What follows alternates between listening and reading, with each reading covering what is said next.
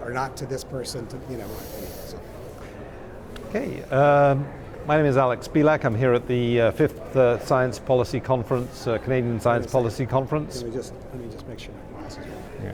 Okay. Do you want to, you're going to do something horrible with that. I use Mr. Yeah. You sure you're good? Yeah. Okay. Take 2.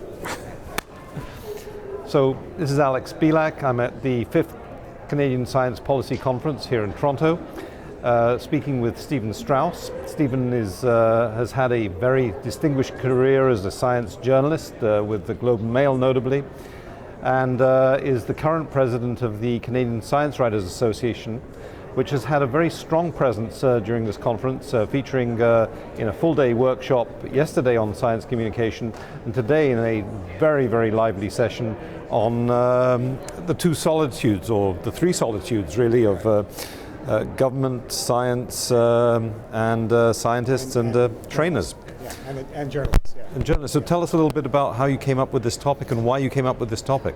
So, do I talk? Talk to me. So, the idea is that we have been involved in what's called the anti-muzzling issue for the past 3 years or so. And we've been protesting and we've been speaking out about the government's refusal to let its scientists speak openly and easily to journalists, particularly on the topics that the scientists are expert in. And this has been a change over what things were like in the past. The problem has been that we've been protesting and other people have been protesting. As far as we can tell, nothing much has been happening. So I didn't want a session here to be simply us protesting more, but I was interested in the lay of the land in ways that, let's say myself as a journalist is not familiar with it. I don't know what happens in government. I don't know what government scientists are told by people who are training them to speak to the public. That's not at all my field of expertise and experience, and I think the other journalists as well. So what I wanted to present is a kind of not so much an account of the war, but a presentation of the war field. I wanted people to come away saying, oh, so that's how it works. That's how I wanted the kind of a then and now, if there was a then and now, that's how it did work. Because I wanted people to sort of see this in that context, as kind of the total jigsaw puzzle and not just the pieces that we have been feeling. Yeah, I found that the people you selected for the panel were fascinating. You had the producer of Quirks and Quarks, Jim Hanman, right, and somebody who'd been a communications director in a minister's office, Health Canada, and also somebody who runs a big consulting company. So what did you take as major messages from each of them? So Jim Hanman described the frustrations that they've experienced in Quirks and Quarks, sort of laid out to people, sort of the pressures that they have to put together a radio program on a deadline every week, the sorts of things, if people weren't getting back to you, how it wasn't a question of you being able to come up with some ways of being able to work around them not being there. You actually, you had to scrap, the notion of dealing with them at all. Or either that, and if you were looking for a government scientist, right, you just defaulted to somebody who was a co-author on the paper. You had to go and find someone else, and sometimes, he was talking about co-authors in Canada, but often you would end up hoping that there was an American who had been a co-author, because it could be a government person in the States, because they actually would talk to you,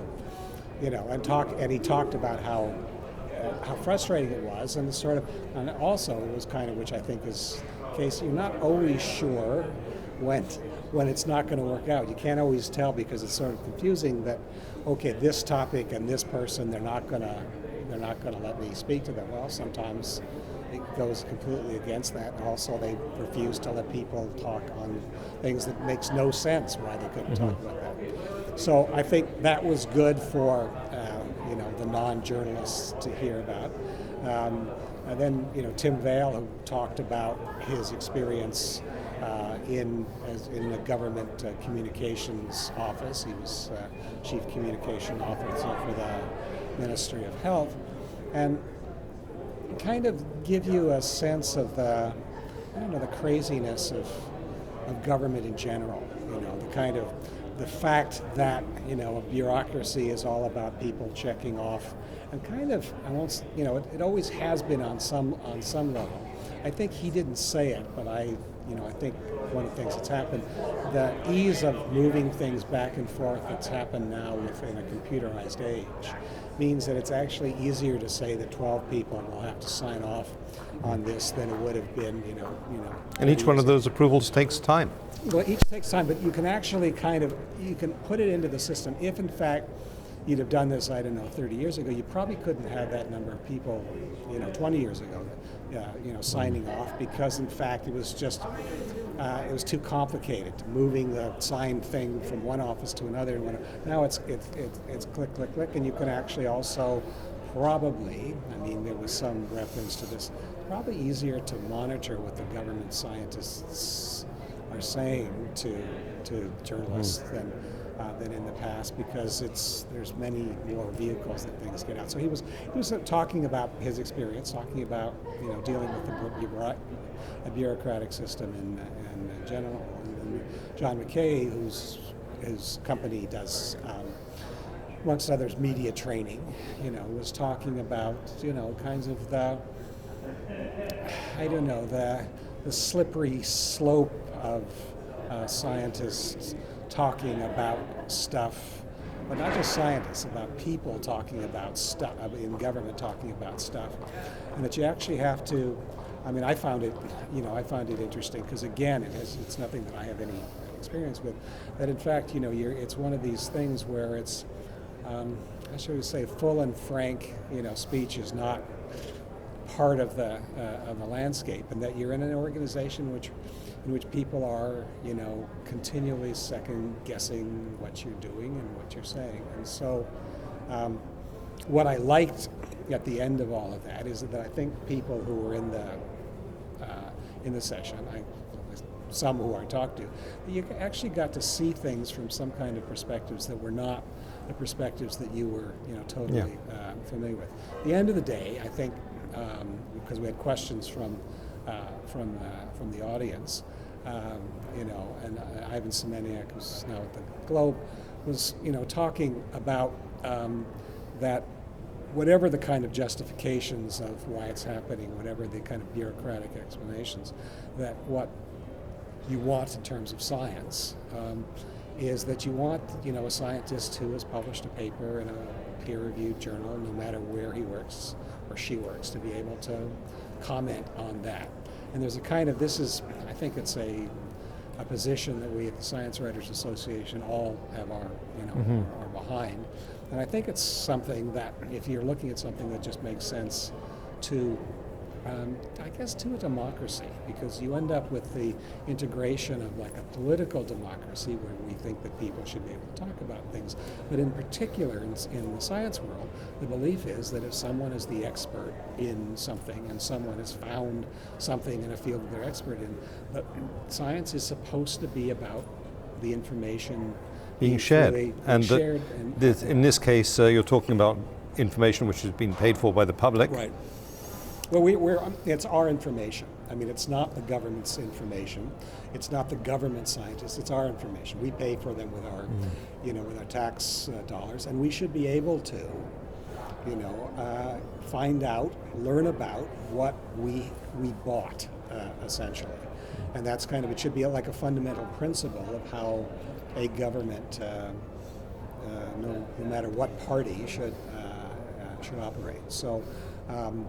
I personally quite liked, I learned stuff. I quite liked all this stuff. I also liked, I was saying, questions from the audience, because the meeting was such that everyone was discussing the same thing. Sometimes things that happen at these sessions, there are people who are expert in some different areas with some different domain, and you end up in the questions there's a kind of more fractured reflection from the audience. This was, I think, if you put together all the comments from the from the audience, I was quite impressed. The meeting's entirety was both the presentations by the panelists and their answers to questions and the things that people in the audience were talking about from their own experience. So I thought it was what I'd hoped would happen. What Carolyn Brown, who's actually really did a lot of organizing on this, I'd hope would happen too. Yeah, it was, I think, a terrific session.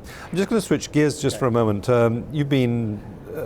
You were an early adopter of the internet as a source of information and as an avenue for your own writing. Right. And you had quite an animated discussion with another senior statesman from the Canadian Science Writers, Peter Calamai. Right. Tell us a little bit about that exchange.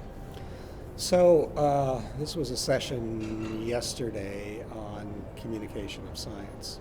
And it was a training session for a large number of people. And so one of the things people were saying to me, how did you find this? And one of the things that I found just astounding is that it was a kind of a general description of, like, you should learn how to tell stories, and a kind of description of how media used to work.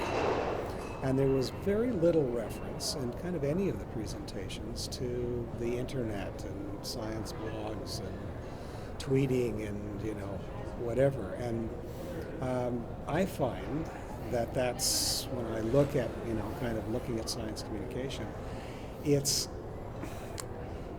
I don't know, I want to say dumb. Peters gave a talk which wasn't dumb at all. It was very learned and very interesting. You can't ignore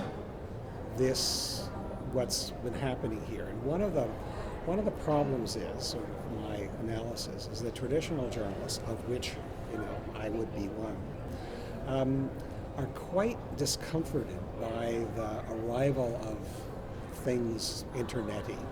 Because what happened is that their experience and their expertise, let's say, is rooted in traditional media. So about meeting deadlines, and about the kinds of questions that you can ask that you get the quote that will fit into the into a short article, and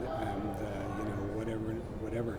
You're not familiar with exactly how to write a blog, exactly what to do with tweets, and not only you're not familiar with it, you feel in some kind of way disenfranchised by it, because it's a media where some 20-year-old kid comes in and he sits down and says, okay, I'm going to write about science, and zippity-doo-dah heads off. And so because it lies outside of the experience of some kind of, not just that they haven't ever, done it or done anything on the internet, but it's not part of the way that they sort of define themselves as journalists. Mm-hmm. So you end up, and it's not, Peter is not alone in this regard, so you end up with a sort of thing where it's almost like if we don't talk about the internet and these kind of things, maybe it'll just go away. My feeling is, there are two feelings. First of all, that's completely not true, and you actually have to, it's not only you have to accept it, but in many kinds of ways you have to embrace it, because it would be my observation that if this is the golden age of science communication, I have never in my lifetime seen a better time if you were interested in knowing things about science than now. And the reason why that is because in the past there was a fundamental, let's say, muzzling of the flow of scientific information by the inherent restrictions of the media. So newspaper, only go to the library. Pages. Well, but you could only have this, these many stories. So there could be 1,000 scientific things would happen in a day. If you would do one, that actually would be kind of a lot. Mm-hmm. Often there was none in that day, and you were restricted. What length could it be? Well, it could only be a little short thing, because and you had to get everything done by this time, because there was a deadline. So if you found out something 10 minutes after it went to the deadline, well, too bad, you couldn't put it in. Now, with the various outlets on the internet, you can learn all the time about everything, and the kind of flow of information about all kinds of topics. So you can if you're interested in an area, you go to an aggregator who produces, X numbers of, what's the, even they do, like, here's the, the 10 most interesting things in this area and whatever. If you're interested in science, if you're a person interested in science, this is, particularly in relationship to any time in the past, this is the golden age of science communication. And it's the golden age of science communication because people can actually find what they want to know, and they can find it whenever they want to find it. And the flow of information is now huge. So this session, I guess, in a general sense, that was not its point of view. Okay. It was actually so. I respect people involved in it. I just think you can't do that. You actually. Okay. But this is the beauty of CSPC, that we end up able to have these discussions and perhaps move things forward. And it's the audience participation, as you participated in that session, that really helps bring out items. Now, this is your second Canadian Science Policy Conference, and you've come back from your own personal view and that of the CSWA. You found it a valuable experience? Yeah, I'm liking it. I mean, it's what I find interesting is that it exists. Because if you'd have said, Canadian Science Policy Conference to me, so how many people will show up at that? Well, I've got, fingers and toes, but that's about it. What's interesting is that you actually, in part it's sort of the the various, presentations, but you've got a whole bunch of people for whom, let's say, well, because it's not just science policy, because they've, the science communication stuff that we were talking about, where there's a policy aspect to it, but there's other things. You've got a lot of people involved in science, in this kind of the mesh of communicating and implementing and whatever. But I think actually it's sort of like, who do I talk to about this? And there is a specificity about the issue if you say it's Canadian science policy, because Canadian science actually isn't specific. So some scientist does something, she publishes in whatever international journal they can get their hands on. Their result is not, it's not Canadian. It actually can be about something in Canada, but it's not Canadian, it's scientific. Science policy and actually science journalism, and science communication really is rooted in a very, profound way in the country. It's an expression of the country issues, country specific. I actually think, looking at this, that actually there was a whole bunch of folks, perhaps you might even have been among them, who said, geez, I'd like to talk about, if you go to some, international thing, you can talk to other people, but actually there's local issues, and there's the parochialness is actually the reality in science policy, science communication in a kind of way. Come back to, it's not real, it's somewhat, but it's not fundamental to, I think, doing the science. Doing the science is, you're in the world, of science. Well, thank you very much, Stephen. The golden age of science communication and perhaps the golden age of science policy. Thanks very much. Okay, there you go. Thank you.